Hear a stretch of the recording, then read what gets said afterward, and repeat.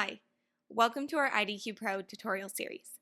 My name is Helena, and today I'll be talking about how to use the 3D Viewer toolbox in IDQ Pro. To start, you'll want to navigate to Toolboxes and open 3D Viewer. You'll then click the Generate 3D button. This command will activate a 3D interactive panel on the right-hand side. It will also activate mouse controls. To rotate the 3D view, you can click and hold the left button of the mouse. You can also zoom in by clicking and holding the right button of the mouse, or by using the scroll wheel. You'll be given a few options for the 3D method: volume rendering and isosurface, several options for the color map,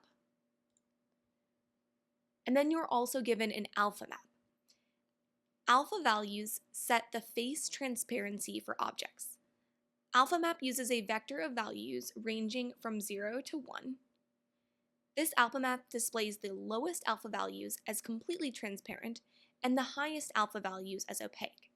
There are several presets, and you can filter through them to see which one offers you the best 3D viewing experience for your sample. You can also customize it. The last option in this panel is the ability to dimension control. It's used to multiply the size of the object in the X, Y, and Z dimensions to visually increase or decrease the dimensions for better visualization. No changes are introduced to the actual values in the dataset. So for example, if you put 2 here and click enter, you can see that the X dimension has been doubled.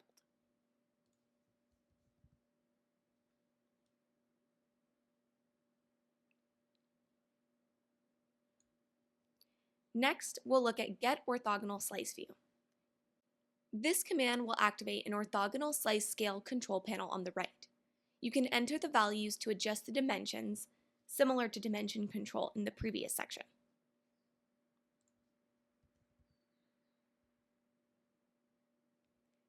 You can grab the intersection of the 2 lines and move it across the image to see the different slices available.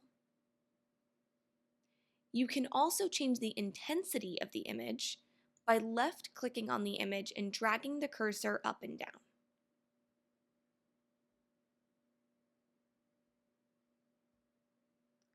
Lastly, we'll look at the third option, Get 3D Slice. This command will activate a slicer of axes down at the right corner here. The panel has 3 slicers corresponding to X, Y, and Z axes. If you move it around, you'll be able to see the various slices.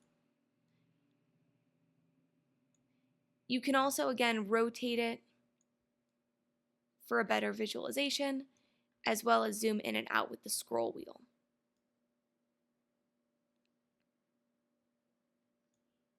For more information on the various parameters, visit idcubes.com/documentation.